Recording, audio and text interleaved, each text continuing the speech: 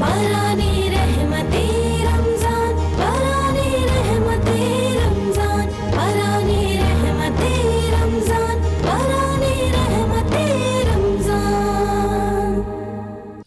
أعوذ بالله من الشيطان الرجيم. بسم الله الرحمن الرحيم.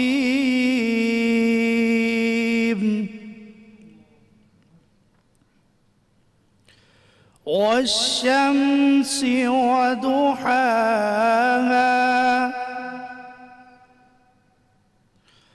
والقمر إذا تلاها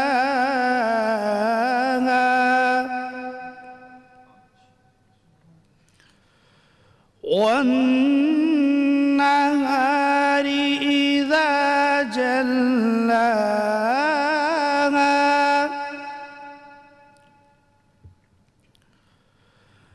والشمس وضحاها والقمر إذا تلاها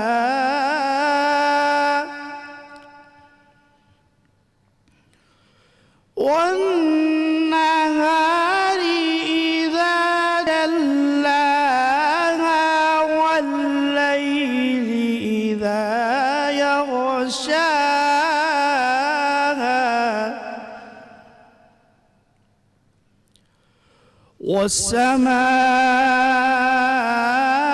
والسماء وما بناها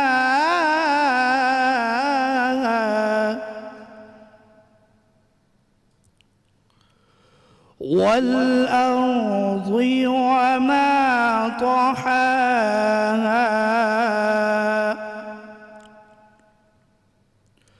ونفس وما سواها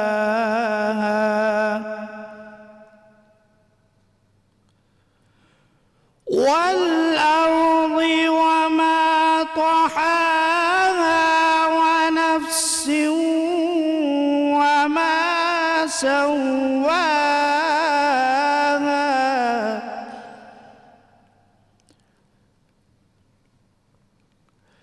فألهمها فجورها وتقواها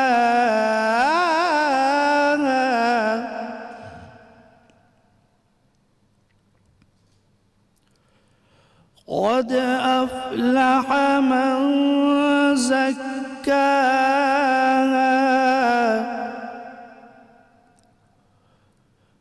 قد أفلح من زكاها وقد خاب من دساها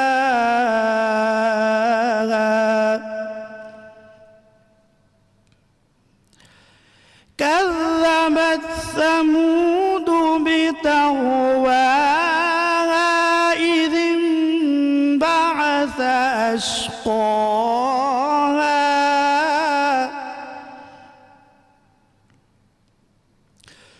فقال لهم رسول الله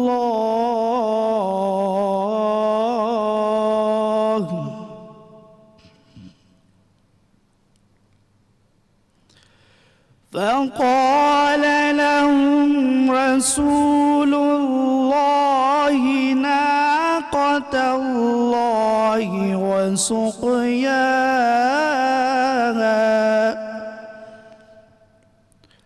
فكذبوا فعقروها فدمدم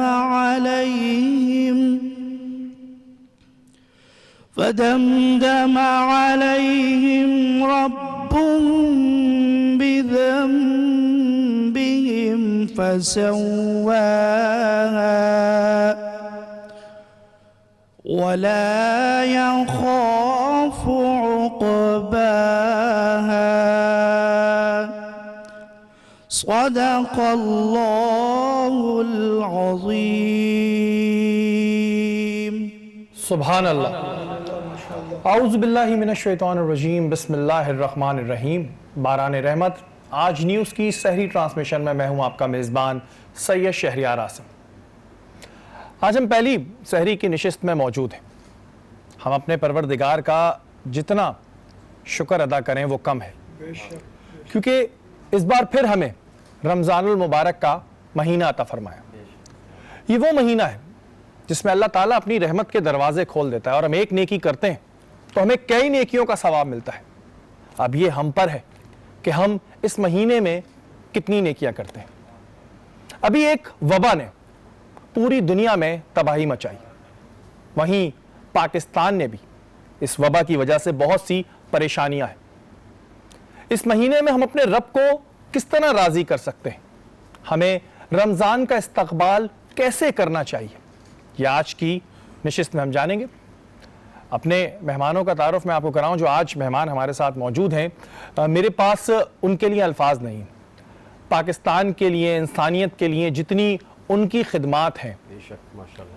ہمارے ساتھ موجود ہیں المصطفیٰ ویلفیئر ٹرسٹ کے بانی حنیف طیب صاحب، حاجی حنیف طیب صاحب، اور جب بھی یہ ہمارے شو میں آتے ہیں تو آپ یقین مانیں مجھے ان سے بات کرتے ہوئے بڑا خوشی ہوتی ہے، کیونکہ میرا دل چاہتا ہے کہ جب بھی ہم ان کا انٹرویو لیں تو یہاں بیٹھ کے نہیں، یہاں بیٹھ کے لیں۔ السلام علیکم۔ وعلیکم السلام۔ رمضان المبارک آپ کو بہت بہت مبارک ہو، پورے عالم اسلام کو مبارک ہو، اور بہت شکریہ کہ آپ نے اپنا وقت نکالا ہمارے لیے۔ اللہ خوش رکھے آپ کو۔ ہر سال کی طرح اس سال بھی ہمارے ساتھ موجود ہیں، ہمیں رہنمائی دینے کے لیے، ہمیں بہت سی نئی چیزیں بتانے کے لیے مفتی محسن الزما صاحب۔ آپ کو بھی رمضان کی بہت بہت مبارک ہو، اور انشاءاللہ تعالیٰ آپ سے بہت کچھ جاننے کو بھی ملے گا انشاءاللہ۔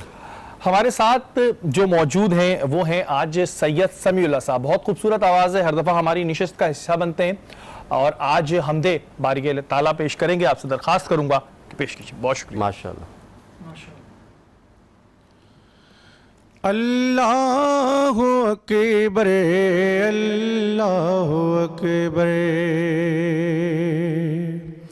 اللہ اکبر، اللہ اکبر، کعبے کی رونق، کعبے کا منظر، اللہ اکبر، اللہ اکبر، اللہ اکبر، اللہ اکبر، دیکھوں تو دیکھے جاؤں برابر، اللہ اکبر، اللہ اکبر، تیرے حرم کی کیا بات مولا، تیرے حرم کی کیا بات مولا، تیرے کرم کی کیا بات مولا، تیرے حرم کی کیا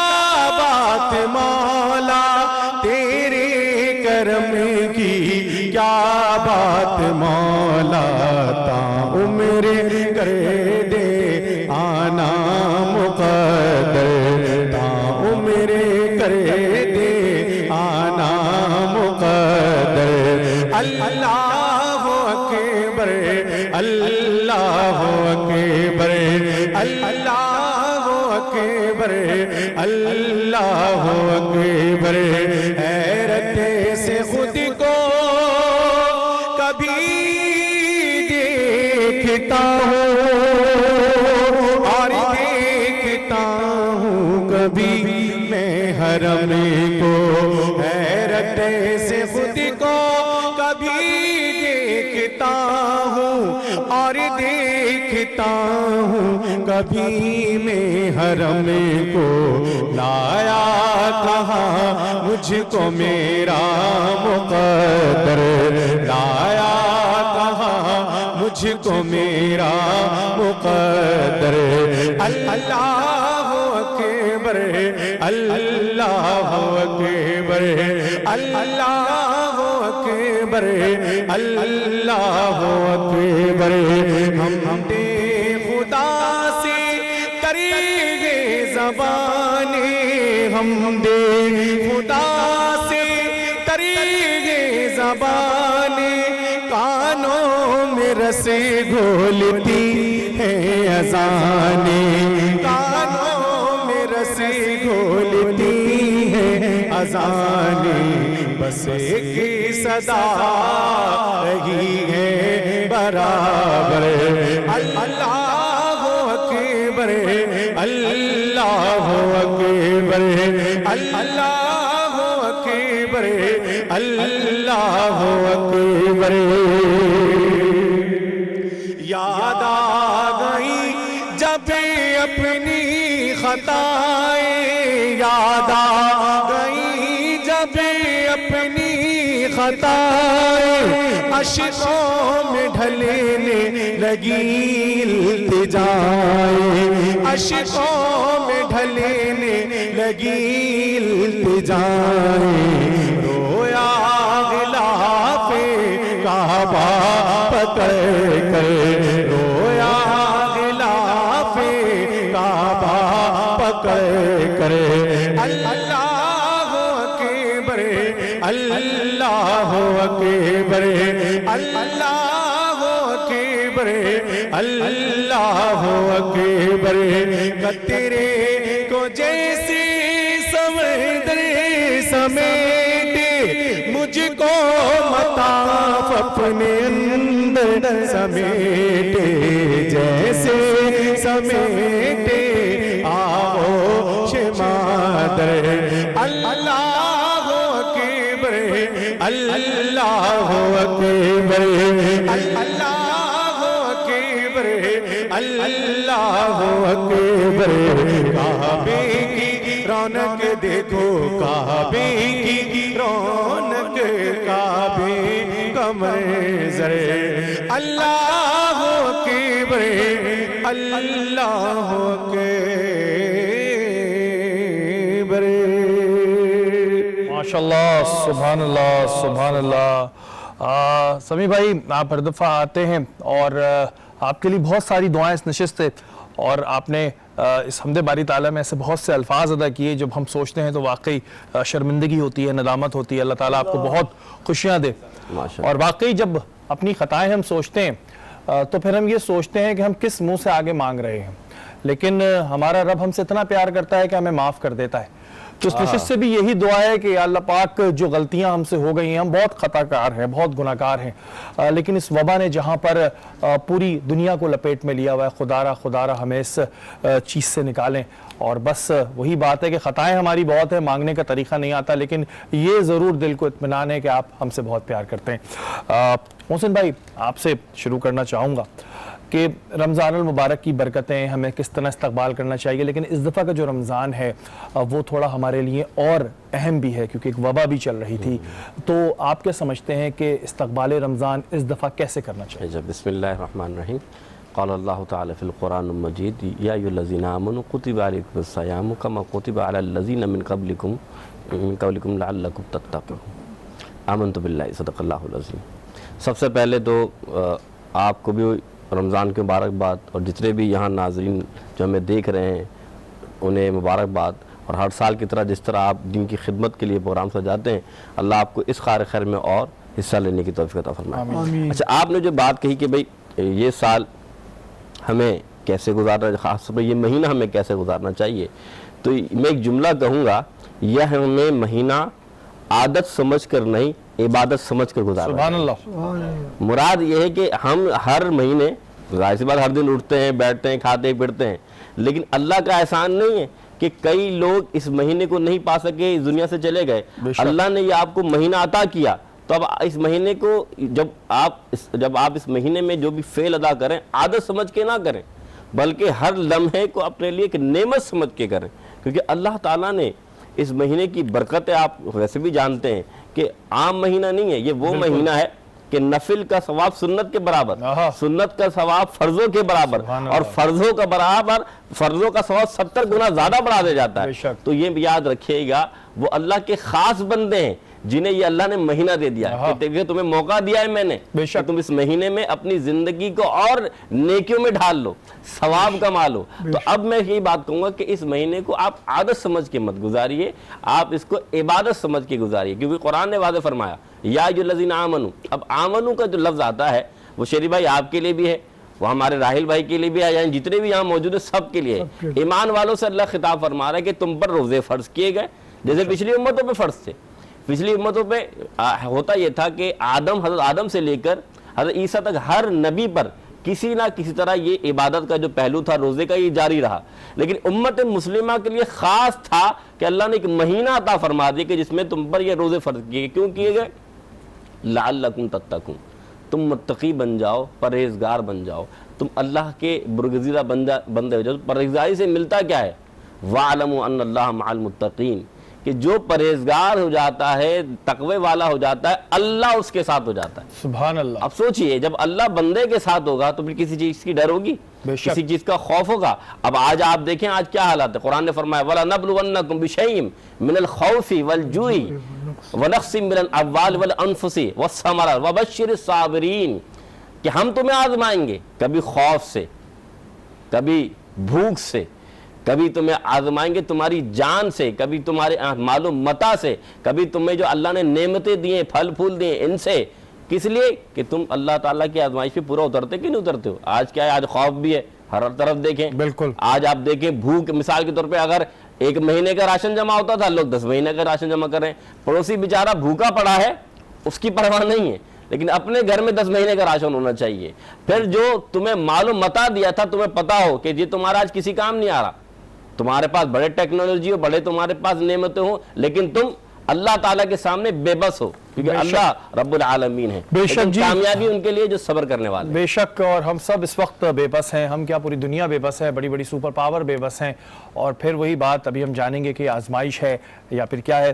حاجی صاحب آپ کی جانب آؤں گا, اور ماشاءاللہ جو آپ لوگوں کی خدمات ہیں وہ کسی سے ڈکی چھپی نہیں ہیں, لیکن میں جاننا چاہتا ہوں جو رمضان المبارک کا مہینہ ہوتا ہے اس میں المصطفیٰ ویلفیئر ٹرسٹ کس طرح کام کرتی ہے, کیا کرتی ہے؟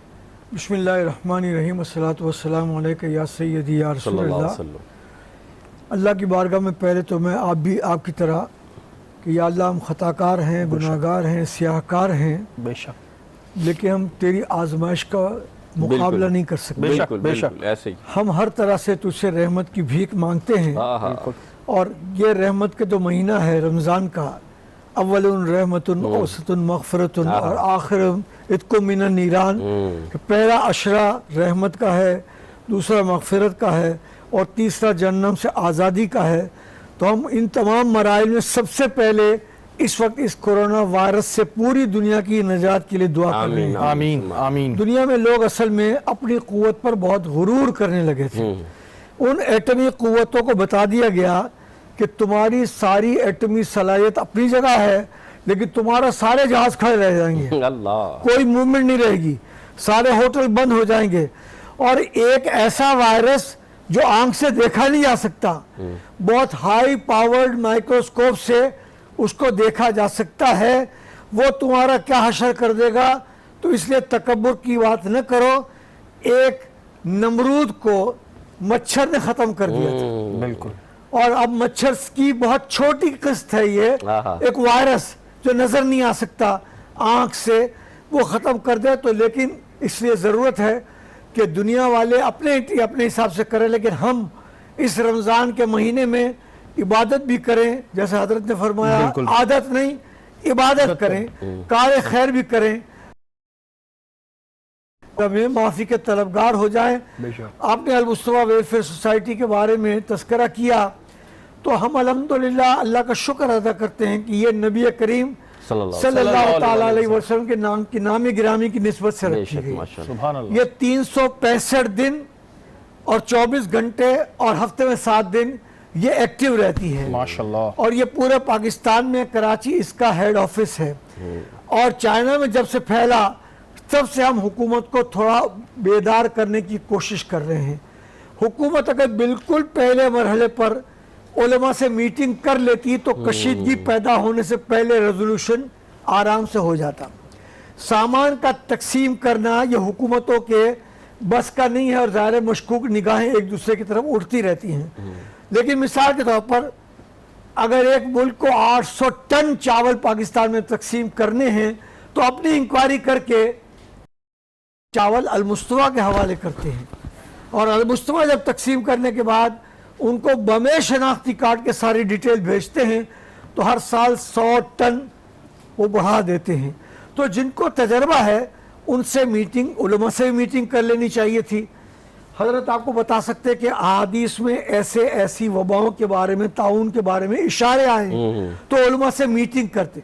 आप खुद फैसला कर लें और फिर उलमा को कहें कि आप इसके मुताबिक आ जाओ, तो इसका मतलब आप मशवरा नहीं करना चाहते, आप डिक्टेट करना चाहते हैं। इसको बिल्कुल हम डिस्कस करेंगे और बहुत सी ऐसी चीज़ें अभी हाजी साहब ने बताई हैं कि जो मज़ीद सवाल जो हैं वो जन्म लेते हैं, लेकिन वही एक बात कि बस हमें किसी तरह भी अपने रब को राज़ी करना, और इन नशिस्तों का मकसद भी ये है कि काश किसी तरह हम अपने रब को राज़ी कर सकें। यहाँ वक्त हुआ एक ब्रेक का, ब्रेक के बाद हाजिर होते हैं।